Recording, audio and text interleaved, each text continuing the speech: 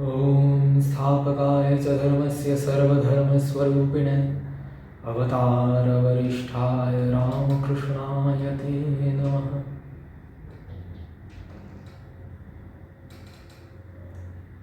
Namaskar everyone, welcome back.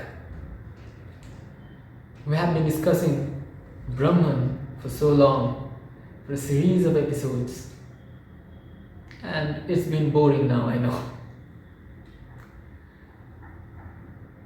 So, we'll shift our topic of discussion to you. Yes. We'll try to discover who you truly are, your real nature. And in the last episode, we have come across the Mahavakyas of the Advaita Vedanta tradition, which are basically Upanishadic statements. One Upanishadic statement taken from each of the Vedas to establish the identity of Brahman and Ātman, that Brahman and Ātman are one. And if you remember, they were Prajnanam Brahma, Aham Brahmasmi, Tattvamasi, and Ayam Atma Brahma. Brahman we have already discussed. Brahman as the infinitude, Brahman as the existence of this universe, Brahman as the consciousness that reveals all experiences. But Ātman, if we are to establish the identity, if you have to understand how Brahman and Ātman are one, we have to know what this Ātman is. Ātman means self. I. So if I ask you, who are you or what are you? Can you answer? You will say, this is what I am. Really? Is this the self? Is this what I am? Is this what you are? Because this is a limited entity. If the self is Brahman, if you are that, Tattvamasi, and if the Upanishadic statements that have been revealed to the enlightened rishis in the ancient times has been proved to be true by all the spiritual masters of all the various lineages of Hinduism, then one thing's for sure, that this is not the self. This is not the self. Because this is a limited body, a limited person. This is not Brahman, this is not infinitude, this is not existence, this is not consciousness. It doesn't go with the definition. Then, what are you? Today and in the upcoming series of episodes, we'll discover what you truly are. What is your real nature? Let's find out. For that, we have some classical methods in Vedanta. And before that, one term that we use is Viveka, which means an ability of our intellect to discriminate between two things. In this case, between the real and the apparent, or the eternal and the non-eternal, Satyam and Mithya, like that. And there is a term called vichara, it's like a process or a method where you actually use your Viveka to discriminate between the real and the apparent. So today we will use one such technique of vichara to find out who we truly are. This method is called Drg-drśya Viveka. Drg means the one who sees, the seer, or you can say the knower or the experiencer. Simply the subject. And drishya literally means that which is seen, which means the known or the experienced or simply the object. So the method of discrimination between the seer and the seen, or the subject and the object, is this Drg-drśya Viveka. What it says is, it uses a very simple logic. The knower and the known, the seer and the seen, the subject and the object are always different from each other. They are separate. And this is a no-brainer. Everyone can understand that. So if your eyes can see the smartphone, that means your eyes are obviously separate from the smartphone. It is different from the smartphone, right? In fact, the only thing your eyes cannot see directly are your eyes themselves. Yes, eyes cannot see themselves directly. They require an image or reflection. That means the subject is always different from the object. The subject cannot become the object. This is the principal logic we are going to use here. And there are certain secondary logic too, like the object that is experienced is manifold or composed of many parts. The object is of changing nature. It is not constant, it is changing. And so it is temporary. Whereas the subject, while experiencing these objects, acts as a single constant unit. So this is the secondary logic we are going to use along with that principal logic. So let us begin. First it says that various forms and colors are seen. And who sees that? The eyes. So eyes are now the subject and the forms and colors are the objects. And the eyes become the seen and the mind becomes its seer or the subject.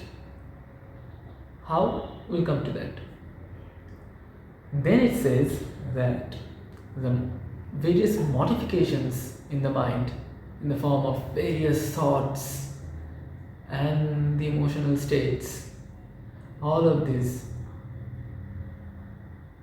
become the seen. And who sees that? The term they use for that subject is sakshi, which literally means the witness. So this sakshi or witness is the subject, is the seer, and the modifications in the mind are seen. Then it says that this subject, what we call the witness, cannot be seen. That means this subject can never become the object. So, up till this point, all that were the subjects have become object to some other subject.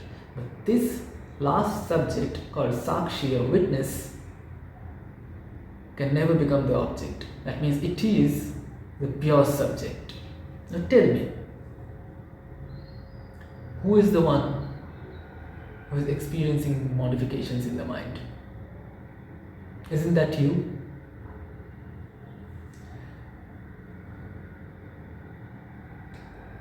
We will now investigate each of these steps in detail. First, the forms and colors of this world. So there are various forms and so many colors around us. That means these objects are manifold. And not only that, the forms are changing, the colors are changing, and they are temporary. Everything of any form or color is temporary. Not only the forms and colors around us, but this, the physical body, is also seen by the eyes. It also has forms and colors. It is composed of various parts, the various limbs and several organs constitute the whole body. So it has many parts. And the body goes through so many changes throughout the lifetime. The body of your childhood is not the body of your youth, and will not be the same in the middle age or in the old age. It will go through so many changes, and it is temporary too. It was born, it will go through these changes, and it will die. So these forms and colors, they are all manifold or composed of many parts, and they are changing and temporary. And the eyes act as a single constant unit while seeing them. And not only the eyes, the other senses too, the ears, they also act together as a single constant unit to hear various kinds of sounds. Some are loud, some are faint, some are musical, some are very noisy, various kinds of sounds of various frequencies. Now, at this point, the senses act as the subject, but these senses go through various changes too. In fact, they are manifold, of course. We have 2 eyes, 2 ears, and each of them goes through their own changes. You can see this clearly now, but when you are sleepy or you wake up, the vision is not that clear. And throughout your lifetime, your vision goes on changing. It will deteriorate at one point. It may become impaired. Some may become blind. And same in case of hearing too. It goes through changes throughout the lifetime. So thus, the senses have become objects to you.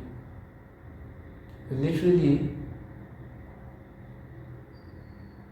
seeing or experiencing the changes in the functioning of the senses. And they are temporary too.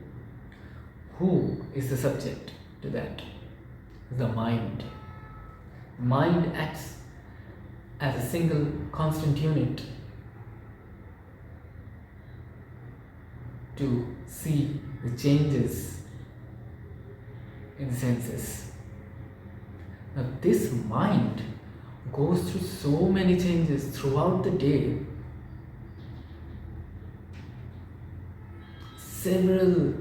Numerous waves of thoughts coming one after the other, like ripples, and according to those thoughts, your emotional states are changing too. Aren't you aware of that? Don't you experience that? If you look internally, you can see all the thoughts. You can see or experience the changes in the emotional states of your mind. Who knows the mind?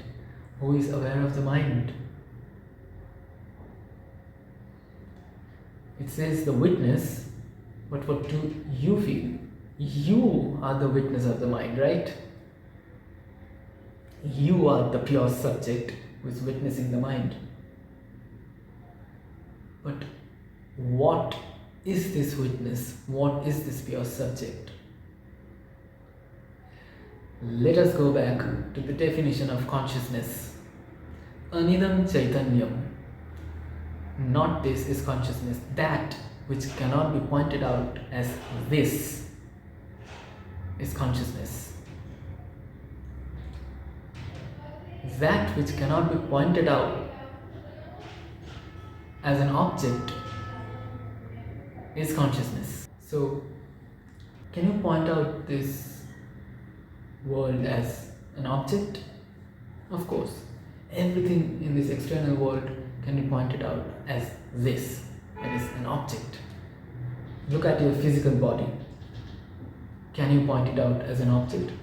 Of course you can. This is my body.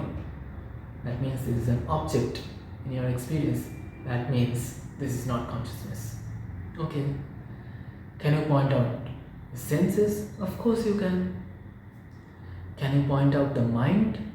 If you look internally, you can actually point the mind out subtly as an object, as a changing object within you, a subtle object.